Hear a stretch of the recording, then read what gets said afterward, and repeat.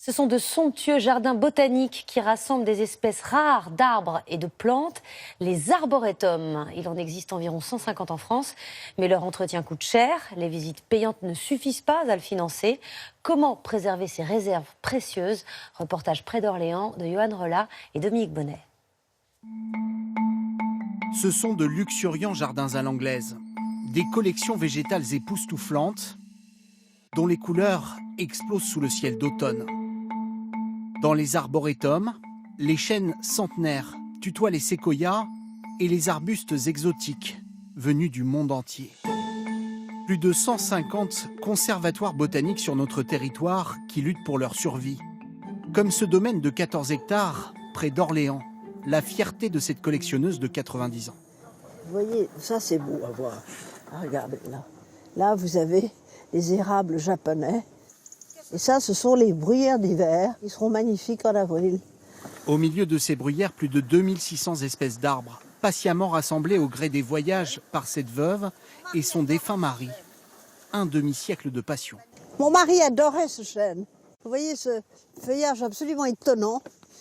Il n'a pas les feuilles d'un chêne du tout. C'est un Fellows, Quercus Fellows, qui est le célèbre chêne américain.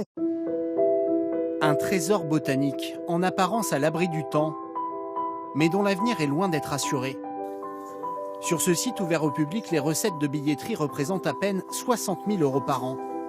Moins d'un quart du budget de l'arboretum, qui nécessite le travail à plein temps de 2 jardiniers. Tout ce que nous avons, nos enfants sont les saints pour avoir accepté ça, mais nous avons tout mis là-dedans et c'est vrai qu'on se ruine, on ne peut pas dire le contraire. Un fardeau que les héritiers n'ont pas voulu reprendre. Alors, pour assurer sa préservation, la créatrice a fait le choix de le donner de son vivant à un fonds de dotation installé en bordure de parc.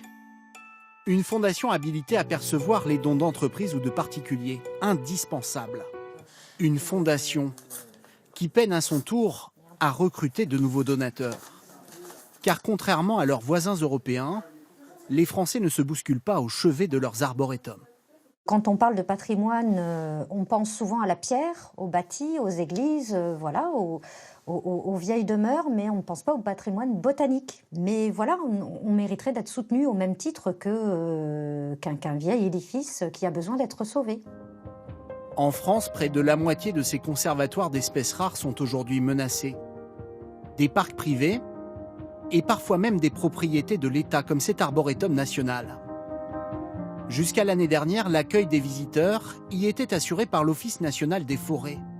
Mais les déficits s'y sont accumulés. Et pour éviter la fermeture, les collectivités locales ont été obligées de prendre la relève. Un cadeau empoisonné pour les élus. Le transfert de gestion devrait leur coûter 180 000 € cette année. C'est le patrimoine national, il devrait être géré par l'État ou l'ONF ou ce qui en découle, mais pas par la collectivité qui est sur le territoire.